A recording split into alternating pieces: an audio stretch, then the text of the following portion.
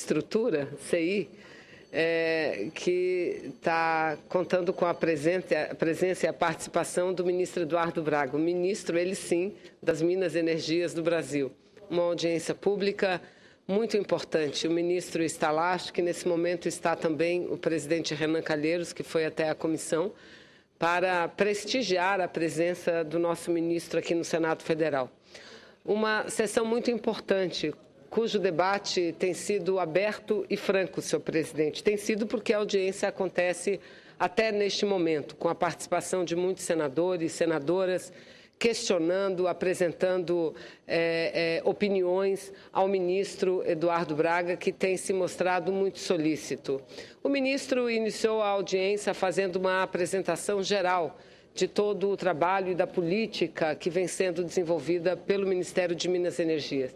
Tratou da questão energética da forma mais ampla, sem fugir da polêmica atual, sem fugir de apresentar um diagnóstico real da situação em que vive o Brasil, que é uma situação delicada, onde o preço da energia aumenta, onde de fato estamos vivendo uma seca no Nordeste, por exemplo, sem precedentes, uma seca que interfere diretamente na geração, na produção de energia elétrica no Brasil. Passou a analisar a questão do desenvolvimento da energia eólica, energia solar, biodiesel, biomassa, tratou da questão mineral e tratou também da questão da Petrobras. E um debate importante, senhor presidente, porque o ministro não apenas teve o cuidado de colocar o quadro de acordo com o que ele realmente é no dia de hoje, as demandas imediatas para superar os problemas, para superar a crise, mas fez também uma bela apresentação mostrando a necessidade e a importância, senadora Rose, de o Ministério ter uma política a médio e longo prazo. Nós temos, obviamente, um plano energético de desenvolvimento energético para o Brasil, mas precisamos de construir as condições efetivas para que se implante. Do ponto de vista da política mineral brasileira, o ministro levantou dois aspectos que eu considero fundamentais. Um desses aspectos diz respeito à necessidade de uma atualização da legislação do marco regulatório da exploração mineral no Brasil. Isso, sem dúvida nenhuma, é fundamental, é muito importante, mesmo porque, quando a gente fala de Brasil, nós não falamos de qualquer país, mas falamos de um dos países detentores das maiores reservas minerais do planeta. E eu aqui posso dar um exemplo. O exemplo que me refiro diz respeito ao potássio. O potássio é muito importante, é um dos minérios estratégicos para o país. Ele mesmo mostrou na sua explanação minerais estratégicos. Apresentou ferro, potássio, lítio, além de carvão metalúrgico, nióbio e terras raras. Na parte de ferro, por exemplo, nós temos um superávit importante na nossa balança comercial. Aliás, nós produzimos mais de 15% de tudo que é produzido no planeta Terra. O Brasil produz mais de 15%. No que diz respeito ao potássio, nós sabemos que o potássio é um insumo essencial, fundamental, imprescindível para o desenvolvimento da agricultura no Brasil, que, aliás, é um outro setor onde somos extremamente desenvolvidos em todos os aspectos, não só de produção, mas também na pesquisa, na ciência desse segmento. O potássio, apesar de termos em território nacional a maior reserva do planeta, ainda amargamos um déficit na balança comercial da ordem de quase 8 bilhões de dólares. Então, é óbvio que o Ministério de Minas e Energia tem que ter claro como algo da sua prioridade o desenvolvimento desse setor. E grande parte das reservas que detém o nosso país estão localizadas no meu querido estado do Amazonas, em cidades da região metropolitana de Manaus. Eu aqui cito Altazes. Altazes é uma cidade muito próxima de Manaus, fica localizada numa via perpendicular à BR-319, Nova Olinda do Norte, outra cidade, ou seja, a maior parte das cidades da região metropolitana de Manaus, já há estudos e incidência desse minério tão importante para o desenvolvimento nacional. Então, ele colocou de forma clara, de forma inequívoca, a prioridade que tem o Ministério de Minas e Energia em trabalhar também, além da geração de energia, mas trabalhar também do ponto de vista estratégico com o avanço da produção mineral em nosso país. Em relação à energia, eu só queria levantar um aspecto, porque nesse momento de crise é um momento muito propício e um momento em que cabe, infelizmente, qualquer tipo de análise, análises fatalistas, como se o Brasil estivesse atolado numa crise sem saída, e seria crise ética, crise econômica e crise energética também. E não é incomum abrirmos jornais, ouvirmos em telejornais que estamos prestes a viver um apagão, o que infelizmente aconteceu no Brasil no final da década de 90, antes do governo do presidente Lula. Aí sim vivemos um apagão grave, um apagão sério. Mas o fato é que a situação que o Brasil vive hoje na área energética é muito diferente, nem de longe pode ser comparada com aquilo que vivemos, na década de 90. Porque, veja bem, na década de 90, quando, sob o governo do Fernando Henrique Cardoso, o Brasil viveu um apagão, o crescimento do consumo era muito superior ao crescimento da capacidade instalada de geração de energia elétrica. Ou seja, o crescimento do consumo de 1990 a 2000, ele foi de 52%, enquanto que o crescimento da capacidade instalada foi de 38% somente. E, aliás, só para relembrar, para rememorizar, o que vivíamos no final da década de 90 era uma grande tentativa de privatizar todo o setor elétrico brasileiro. Boa parte das empresas foram privatizadas, outras não foram privatizadas graças à grande mobilização, à luta do povo brasileiro e à luta do próprio parlamento brasileiro. E eu citei o exemplo há pouco na Comissão de Infraestrutura, o fato de que queriam privatizar Tucuruí.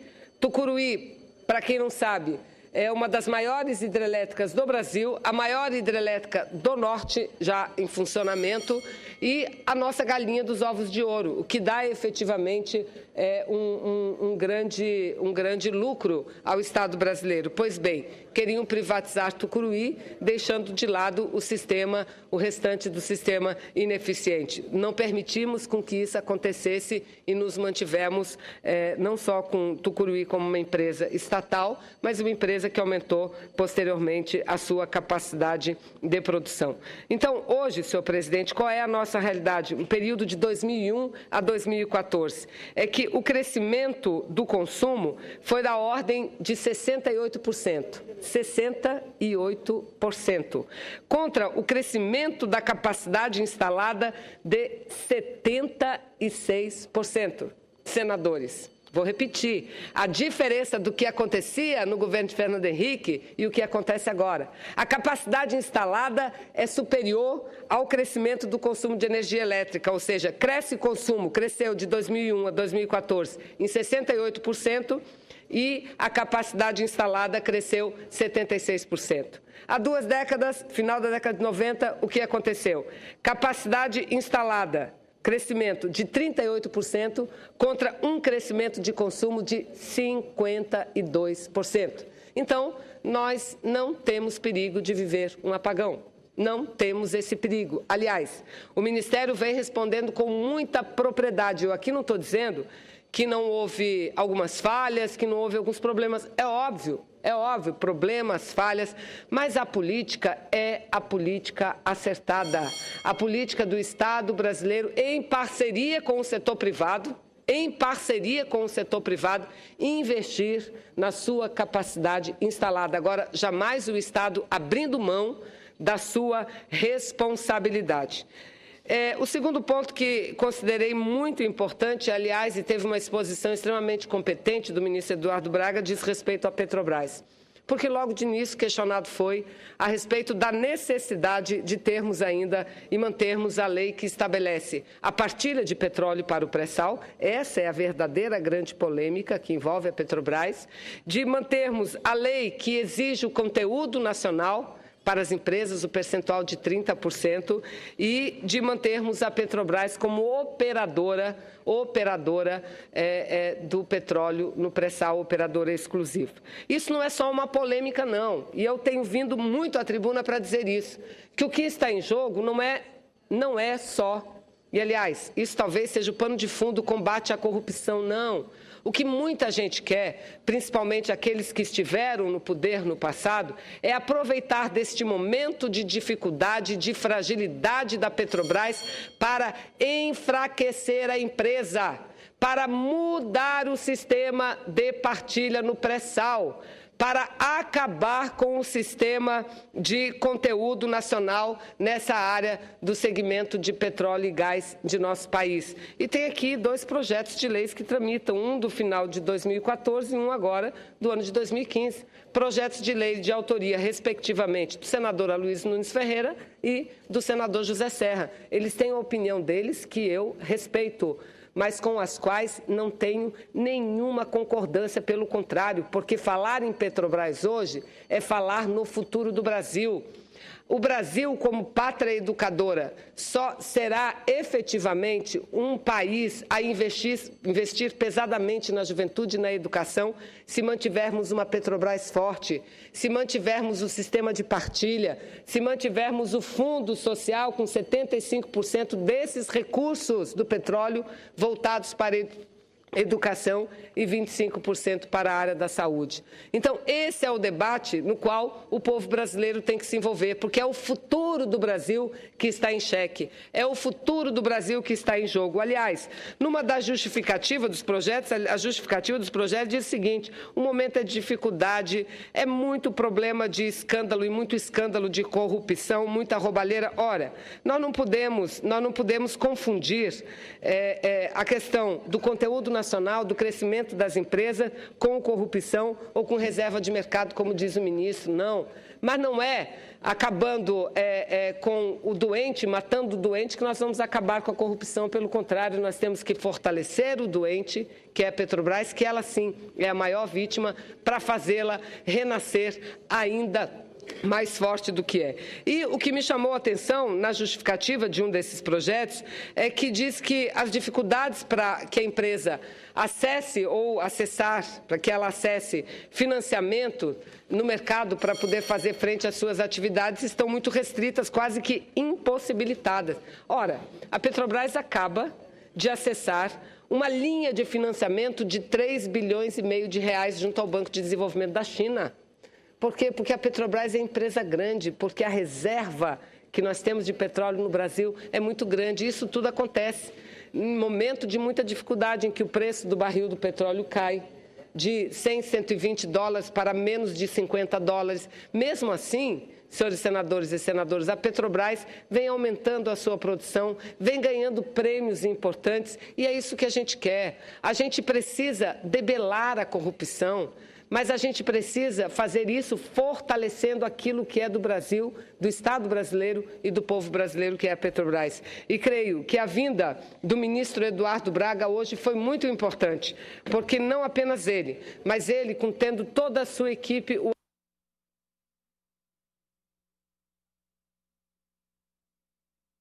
Senador Jorge Viana, concluo exatamente no tempo que Vossa Excelência me garante, é que o ministro teve a capacidade de mostrar o quão justa e quão correta foi a mudança no marco de exploração, o marco legal do petróleo no Brasil. A criação de uma nova modalidade, para além da concessão, a modalidade da partilha, que é usada em países do primeiro mundo, aliás, que tem transformado muitas nações. Porque qual a diferença, a gente que fala tanto, e muitas vezes quem nos assiste, quem nos ouve, não entendem exatamente qual a diferença para o sistema de partilha para o sistema de concessão. O sistema de concessão é quando o Estado brasileiro oferece uma área em concessão. A empresa privada paga pela exploração daquela área, mas ela tem a responsabilidade de pesquisar, ela tem a responsabilidade de explorar. A concessão se faz, geralmente, em áreas de risco, quando o Estado não tem capacidade de desenvolver estudos de pesquisa e, portanto, concede à iniciativa privada, que, de uma forma arriscada, investe os seus recursos e, encontrando petróleo, vai ganhar e ganhar muito. partilha diferente. Partilha é de uma área e funciona só para a área do pré-sal, e nem é todo, porque 30% já estava concedida no sistema antigo de concessão, portanto, funciona para 70% da área do pré-sal. Aliás, uma área que estava nas mãos da iniciativa privada e que devolveu porque não encontrou petróleo, coisa nenhuma. Então, foi graças ao desenvolvimento, ao empenho dos técnicos da Petrobras, é que lá, na camada do pré-sal, na profundidade do pré-sal, que descobriu-se o petróleo. Portanto, é um petróleo seguro, é um petróleo certo e que não há necessidade de investimentos na busca. Então, é fundamental que se mantenha, e creio que é preciso aproveitar esse momento de intensa mobilização do povo brasileiro para debater isso, projeto que queremos para o Brasil, porque combater a corrupção não é e nem deva ser incompatível com o debate do projeto que queremos para o Brasil. Porque isso é muito importante. Nós temos que pensar no hoje e temos que pensar no amanhã. Hoje temos uma empresa da magnitude da importância da Petrobras e queremos que ela, no futuro próximo, seja maior e mais importante para o Brasil do que é nos dias atuais. Então, eu quero aqui dessa tribuna fazer os registros, esses registros, senhor presidente, e mostrar que, apesar de todas as dificuldades que passa o nosso país, tenho certeza que vamos sair da crise muito mais fortes e muito maiores do que entramos, e mais imunes, não digo totalmente, mas muito mais firmes e seguros no que diz respeito a não permitir essas tentativas que desviam aquilo que é do povo para o bolso.